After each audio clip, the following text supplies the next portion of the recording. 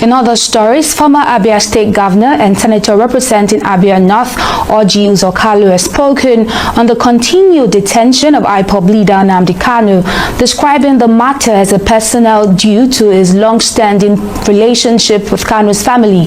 While addressing journalists, Kalu expressed confidence in the Nigerian judiciary and voiced hope that justice would prevail through due process. He also reaffirmed his support for President Bola Tinubu, stating that the president understands the nation's challenges and that positive change would come in due time. I came to see Nnamdi Kanu's mother and father, and all of you were aware. I spoke to them, and I spoke to President Muhammad Buhari. He's alive. And he directed he should be given the court that his lawyers should not oppose bail. And I went to see Nnamdi. And I saw him, spoke to him immediately, spoke to his brothers, fine boy, all of them. And the unfortunate things happened. And it was not my problem that he started doing what he's not supposed to. I warned him. I said, once you get this bail, don't carry arms. Don't sew uniform. Don't do all this thing. You are second in command, can do anything, carry your flag and shout. And that is the truth. I'm saying it publicly, so it can be on record. So the court gave him bail, and the unfortunate thing happened. When he came back from Kenya, I was the first person that saw him in DSS. True of us, you will have a record, and it's true. And his lawyer said, why should I go there? I'm going to tell him to surrender their mandate. I mean, country is not built that way. The nationality of a country should be respected. I still believe that President Tinubu will surprise people. I have discussed this matter with him, and I'm sure that he's also waiting to see. We must give the judiciary opportunity to say who is right and wrong. Our judiciary are courageous enough to tell us who is right and wrong. So my people, the problem we have in Igbo land is our Igbo leaders. Yes, that's the problem we have. Our Igbo leaders don't support their brothers and sisters. Take a look at what Orji Uzor Kalu was saying about Nnamdi Kanu, saying that he wanted Nnamdi Kanu, but Nnamdi Kanu did not listen. So because of this, let justice take its course. You can imagine what is actually playing from Orji Uzor Kalu's mouth. You can imagine. That is why they say Igbo leaders, they don't support their brothers and sisters. They're always backstabbing and betraying them at the back. There's something that Orji Uzor Kalu said one day about Tinubu as well as APC. He said APC is the largest party in Nigeria. So because of that nobody can defeat Bola Ahmed Tinubu. He went as well as saying that Tinubu is going to win 2027 election. Like, this to show you that Orji Uzor Kalu is not a good man at all. Imagine, instead of him to be seen supporting his own brother Nnamdi Kanu, he was talking against him. You guys have listened to that video and watch what really happened. Anyway guys, I want you guys to also take a look at this video and listen to what Barrister Darlington have to say concerning what is going on in Igbo land, and I'll be right back. It's clearly a political case. It's no longer legal because the courts have acquitted, because he's charged him. The federal government went back and slammed fresh charges against him. So what happened to those charges that were quashed by lawyers that led in defense and all of that? So this is a clear case of politics. So I don't see the guest in the morning show Chukana with a made reference to Musharraf Perez when lawyers took out and went to court. But I'm happy also that he said something about the thing deciding to protest. People have been protesting. Igbos have been protesting for the past 4 years or so. Every Monday they sit at home and say, look, release this young man. So I know he's one fine lawyer. I understand that he has not lost a case since he started practice. But is this going to be a different thing altogether? I also like the fact that Chuka said that, look, it's taking a political dimension. It goes back to what I said. This case is purely a political case. It's not dependent on the diligence of defense and prosecution. That is it for me. Thank you, Mr. Okoro, but I will tell you the facts here. Okay. The lawyers have done a good job. It's a legal matter, as it is now. Because Nnamdi Kanu is being accused of terrorism charges. It's not a political issue. That is the allegation on his head. Now, no, sorry, Barrister, I hate to butt in. It's not a political issue. But Nnamdi's case has turned political. No. Is he not a political prisoner? No, it have not turned to that because it is... Okay, because the courts have clearly said you have no right. You rendition this man. You don't even have the local standard to try him. So why is the court still trying him? Why is the federal government still prosecuting the case? Yes, it is now... Look, when you are talking of political issue, it is either a politician who is making trouble with the government and they now just put him somewhere. No, Barrister, I don't agree with you. I am coming. Let me explain this thing to you, please. That is when you turn to a political issue, when somebody is a politician and he does not agree with the ruling government and the government are looking for a way to pigeonhole him somewhere. Is that not what the case of Nnamdi Kanu is all about? I'm coming now. Nnamdi Kanu was never a politician. Barrister, who is a politician? Must you hold public office before you are designated a politician? No. Please, Nnamdi Kanu is not a politician. He's a self-determination group leader. That's what he is now. He has said it severally. So, Barrister, why are we looking for a political track, a political solution to the Nnamdi Kanu case? Because we have said severally too that look, that we need a political case. They have cited the cases of Showore and Iboho several times on the studio. Those words now you can see the dimension. You saw the dimension it took, especially that of Showore. Okay. He is known to be a politician. He contested the election. Abi? So those words you cannot now mix it up with Nnamdi Kanu's case.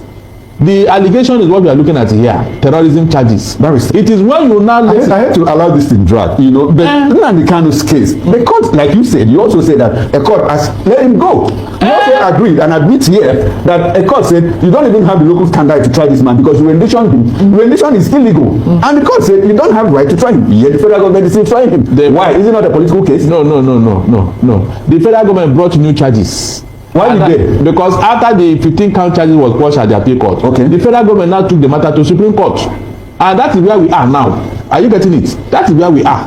So the issue here is that the legal luminaries in that court, they want to prove to the federal government that they are wrong in law. All right then. That is why we are. That's why where we are today. They want to prove to the federal government they are wrong in law. Barrister, this is not sorry, Moses. Barrister, this is not the first time lawyers have proved to government that they are wrong. The same government went back, immediately arrested him and slammed first charges on him. That's what we are saying. That is not what we are saying. We are saying two different things. No, we are not. They have not arrested Nnamdi Kanu when the court have discharged and acquitted him. They only brought fresh charges after that appeal court had been quashed.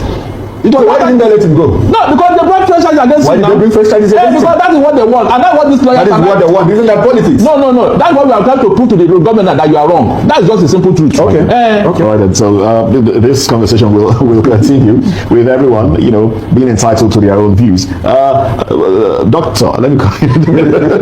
Honorable. What's your thoughts? What are your thoughts? You didn't have Babe Saleh. Well, please note that for defamation.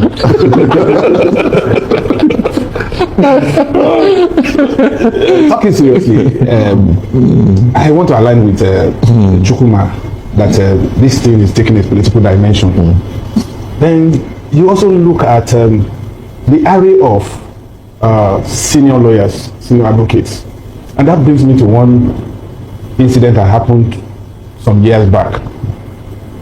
Somebody was fighting alimony in UK. He had a very good case, but when the Queen's Counsel came face to face with him, the first question he asked is, what he told the man is, look, you have a very good case, but the area of judges sitting on the bench against you, I will advise that you settle out of court. Because you imagine a woman fighting divorce and heading towards alimony, and you have all the women chauvinists sitting on the bench against a man. You should know that you already had a judgment before the judgment is passed.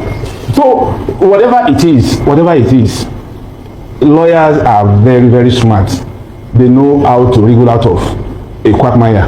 And so the point is, as it is today, starting a fresh case with Nnamdi Kanu, I consider it as elongating unnecessarily the continued stay of this man in detention, because processes would also be stunted through claims, counter claims, and affidavit, counter affidavit at the end of the day. But every minute, not even a day, every minute this man stays in detention, it's reducing his ability to move on with his life, and it's also reducing his ability to even hold on to his family, because the pressure would have been on the wife if not for the support that he's getting. A woman cannot stay for that long and still expect a comeback. You remember what happened to Nelson Mandela in South Africa shortly after he was released. You know what happened to the wife. You know, things like that. Because I'm looking at the emotional part of He's still a young man. He's still a young man. And then we'll go and marry again. The wife will wait. Mandela got married. You see, Mandela got married to Samora Machels's wife. But still, what we are saying is a political thing. And so it will still require political solution to find a way out of this logjam. As far as I'm concerned, this matter is going to even help Nnamdi Kanu's fight for self-determination, because the whole world is going to see it from that prism that this is now a persecution, not a prosecution. So the federal government is helping the man's case. That's the truth. All right. And that's why everybody look at it now. It's now what? A persecution, not prosecution. Because if you consider what is going on in Nigeria today, within Nnamdi Kanu being detained, you ask yourself, come, these other people that have done worse things than Nnamdi Kanu. So now that where are they being prosecuted? Execution. So you align with the fact that it will need a political solution. You mean where the case is now? No, the federal government wanted to go through the whole court process, and we agree. Let me see how they will prove it in court. Because remember what Binta Nyako said, that the federal government cannot sustain this charge against Nnamdi Kanu. She said it. That is why over these years nothing has been done on that case. Okay. The federal government just rigmaroled, looking for a way. You know, I don't know what they are trying to get out of this man. So it will help. In fact, when people said that they are being marginalized, it will help our case so that the whole world will see. You have just validated what Chukwuma just said. This is political. No, hold on. If you say it's okay, let's not go back. It's not assumption. Let it be seen. Because if you did not go through the whole court process, nobody will know what happened at the end of the day. Barrister, would you prefer this case goes through the whole hawk of the legal system and it lasts for the next 12 years? Or do you want a political solution where the case of Showore and Igboho were treated and dispensed with easily? I have told you why those two left, because their brother is there. You and I know so that. It is political. No, hold on. All the Igbo leaders have gone to Asoro to plead with Buhari when he was in government. Okay. What came out of it? So what does the federal government want? They went to Tinubu. What exactly does the federal government want? They want to prove a case that cannot be proven. That's it. So where does that leave Nnamdi? Let the court did not decide. Because the court had decided before? No, look, Mr. Okoro, let the court not decide. Okay. That's what we are saying here, because they wanted it. We did everything. That's why they want to go through that route about political. They don't want it. It's okay. They don't want political solution. Okay. After we did everything anybody can do. Did they listen to us? Maybe one man said that they should hand Nnamdi Kanu over to Soludo, governor of Anambra, hand over Nnamdi Kanu, and anytime you want, I will bring him. Did they listen to him? So what do you want us to do? Tell me. All right. And if you say we don't want court case, they say you see, they are running away from court case. Let them go to court and let me see how they will prove it. Because even a layman who doesn't know anything about law knows that it will be impossible for them to prosecute Nnamdi Kanu. In the first place, where did you prosecute him now? All right. Let's go to the conversation. So guys, let me really know your thoughts below. What do you really think about this video that you guys have watched, as well as what Orji Uzor Kalu said in this video? So guys, let me know your thoughts below. And also, if you know you're new to this channel, please don't forget to click the subscribe button, like and share, and turn on the notification bell to be getting all the latest news in this channel, especially when I drop a new video. So guys, thanks for watching.